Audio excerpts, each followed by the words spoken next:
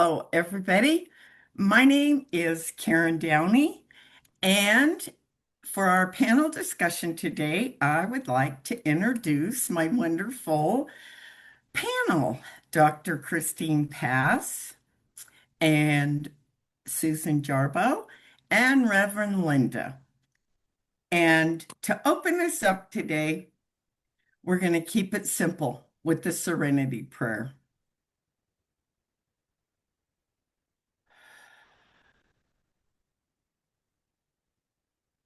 God, grant me the serenity to accept the things that I cannot change, the courage to change the things that I can, and the wisdom to know the difference. And our panel this morning will be led by Dr. Kristine Pass. And take it over. Thank you, Karen. So I am going to share with you one of the part of one of the letters from Myrtle Fillmore's Healing Letters. It says, "It isn't individuals at unity who quicken and heal. It isn't the human desire of the individual's own heart that makes the life to flow through his organism more freely. It isn't the thing that we usually think of as Christianity that brings one into the quickening healing currents, into the quickening healing currents of Christ's life. It is the stirring in us of the same Spirit of Christ that was and is in Jesus Christ.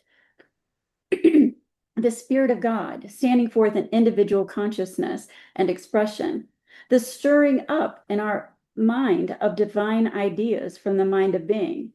It is this soul's willingness and effort actually to live in its daily thinking and acts in the Spirit of Christ, that same Spirit which made Jesus to forget himself in doing the good and perfect will of his Father." So this reading comes from Myrtle's letter entitled "Quickened by Spirit." And so often we think we must reason our way into enlightenment. When we do feel that urge to seek out spiritual things, we attribute it to all the things we have studied, the life circumstances that have been so difficult, those times where we've hit rock bottom. And we don't realize that no matter what our journey is to oneness, it has come about because Spirit within us wanted it to be that way. In The Universal Christ by Richard Rohr wrote, "God loves things by becoming them. God loves things by uniting with them." So the questions that arise are, what changes when we realize it is the Spirit within doing the calling, the searching, and the finding? Does it change how we interact with other people, knowing it is the Spirit within them that's doing the calling for them? Can we release the control we were pretending to have in our own lives and trust that it is the Spirit within us? Let's hear what our panel has to say. Well, I will go. I don't usually share first, so I was a little slow on the prompt. Sorry about that. Letting go and letting God, trusting the Spirit within. You know, this is really one of my favorite topics, and sometimes it seems to have a dual nature with the idea of manifesting. But when we really embrace the idea of oneness, we recognize that time is kind of a linear function. We have to be in physical form to experience it, but our desires are not limited to our physical form, who we are today, because we have always been, we are now, and we always will be. So sometimes the things that we walk through and experience are, in fact, things that we manifested even before we took on physical form. And we had a discussion just the other day about how important it is to let go. When I'm trying to control whatever it is, I'm almost always trying to control the outcome. And when I take control over the outcome, it's usually out of fear because I'm afraid if this doesn't going to happen, that might happen. But when I let go of control and let go of the fear, all of a sudden I open up the possible outcomes exponentially. And miracles happen and just amazing things I did not see coming all of a sudden are possible because I let go of control. So I hope that made sense. I love the letters of Myrtle Fillmore, and I'm reading it all the time. Who's next? When I'm not trying to figure out what I should or shouldn't be doing, what I should or shouldn't be saying, what I should, anything, I am open to whatever comes in. And it's kind of funny. This week I was visiting my nutritionist, and he happened to make a comment on a photo, of course, of my cats. That's my main focus, my cats, and taking pictures. And he says, you could do da da da da da da and da da da da da da da and TikTok and blah blah blah blah blah. And I'm going, I'm doing good to get on to my Facebook page and get these things posted. And then he says, here, let me show you. And he did a real quick little thing, and the most awesome, incredible short video clip came out with my cat on it.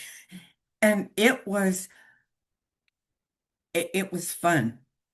So it's like when I'm out of looking at shoulds and oughts and what's going on, I'm open to new coming in.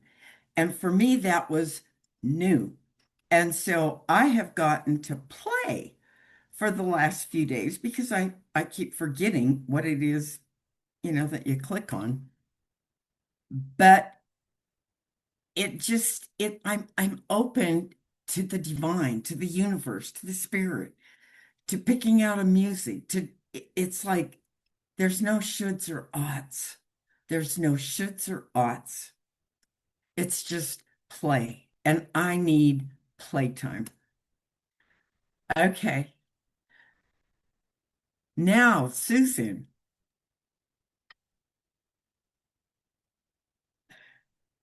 Hello, everyone. I found this letter very interesting, and I must confess, I am one of those people who loves to read and study. And a lot of my spiritual journey has had what you might call written education as part of it.